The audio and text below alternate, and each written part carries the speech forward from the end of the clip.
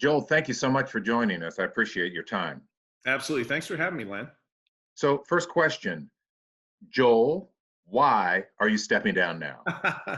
Well, I will tell you, this is a very big job and it requires a great deal of energy. And I've been thinking about doing something different for a little while now. And I just thought it was a good time to pass the torch. And I can tell you, no better person to pass the torch to than Chris Bowman. He will do a fantastic job in this role.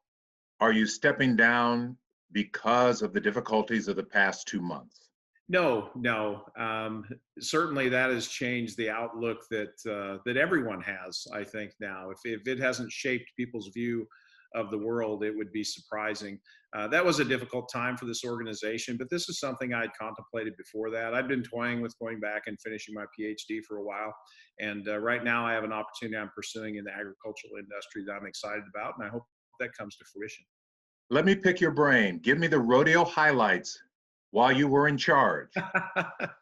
Well, someone asked me that earlier today. So I've been here 15 years, 7 years as president and CEO. And I have to say the highlight from my early career here is the wine garden because of the just the popularity of that venue. I worked with those committees and those staff members to get that up and running.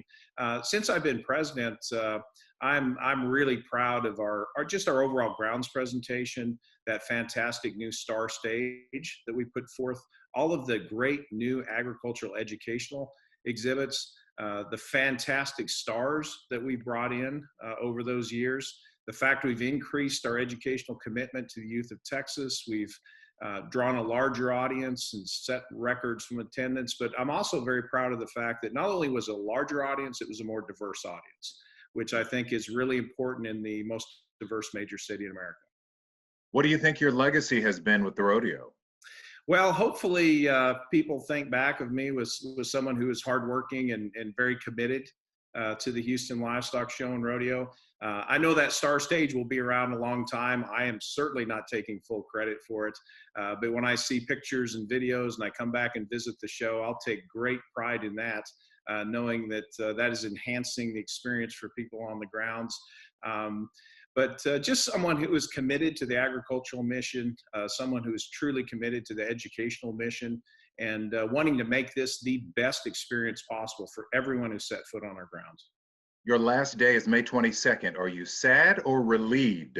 I will tell you, it's bittersweet. I've made some fantastic relationships here at the Houston Livestock Show and Rodeo. I know I'll miss it when it rolls around in 2021, and a lot of the people are here. But I'm anxious to move on to the next chapter. My wife says she's excited to get her husband back. I told her she might be careful what she wishes for. She may not like me when she gets to know me again. So it's really bittersweet. But I'm looking forward to the next chapter, and I know that Chris Bowman will take that torch, and he will take this organization to heights it has not seen before. Take me back to early March when you found out you had to shut down the rodeo. What were your thoughts? Well, because we had been monitoring this, for a week before the show started very closely, and had been in constant communication with the City of Houston Health Department over that first week of the show. And our discussions with them pertain to to keep our visitors safe with regard to hygiene and sanitation and things of that nature, but also monitoring the status of what was happening.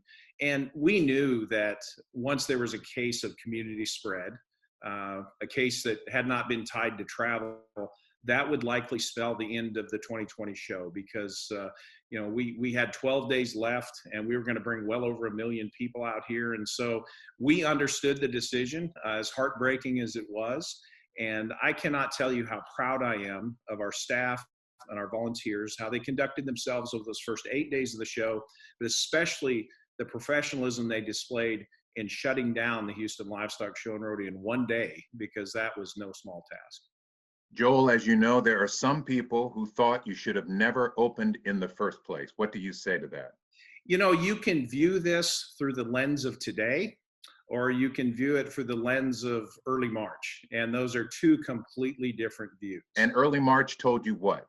Early March, all the experts, especially those with the City of Houston Health Department, they felt that the cases that had been identified, because they were all tied to travel, they thought that it was contained. There was no evidence of community spread. And their advice at that time, practice great hygiene. Don't go out if you're sick, but you shouldn't avoid large events.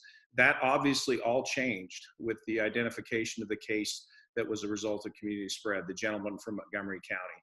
And so it's easy to sit here today and look back and you could say, well, they never should have been open or they should have closed earlier. But if you go back and look at what the experts were saying, what the national headlines, the local headlines were at that time, it would have been very difficult to close this down, I think, for the authorities without any evidence of community spread.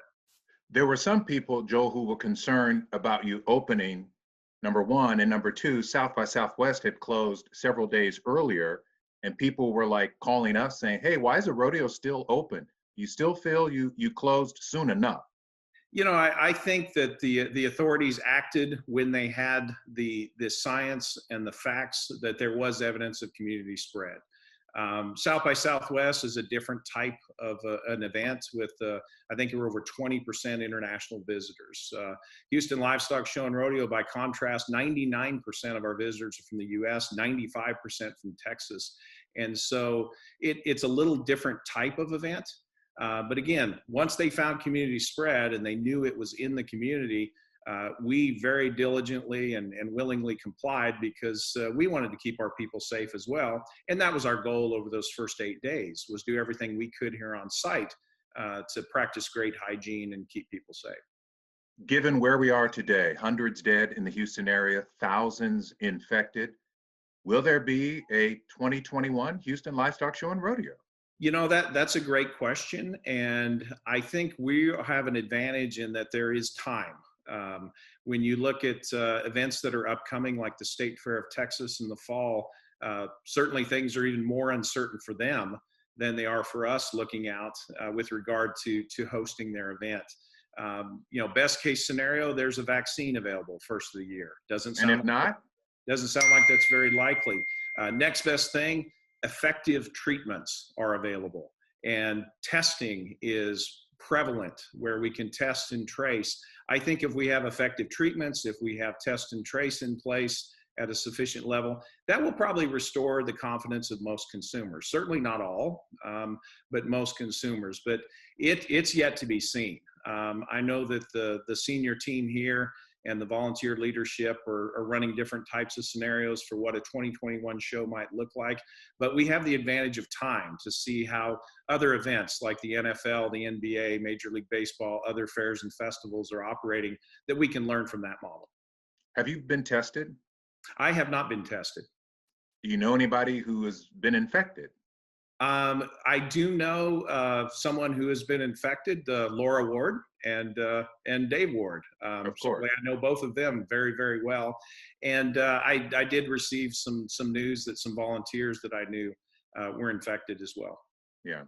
So you talked about highlights a little bit earlier, but I want to pick your brain just a little more detail. Is there a night, a moment since you've been in charge where you were like, wow, I'm so glad I'm running the show? You know, one of those for me was First Responders Night immediately following Harvey, when Rascal Flatts came out and we showed the video on the big boards, and all of those first responders walked into the floor of the stadium to a standing ovation. That was moving to me. I'll admit to you, I cried. When that happened. One that just happened here recently when Selena was inducted into our Star Trail of Fame with the 2020 show, that was huge for me as well. I was so proud to see that happen. Joel, we're going to miss you in that cowboy hat. We wish you well. Thanks. I didn't wear it today. I want people to know I have hair. Not much, but I do have some. We wish you all the best in the future. Thank you very much, Len. I appreciate you having me. And thanks to everyone for supporting the Houston Livestock Show and Rodeo, and I hope they continue to do so. Thank you, sir. We wish you the best. Thank you.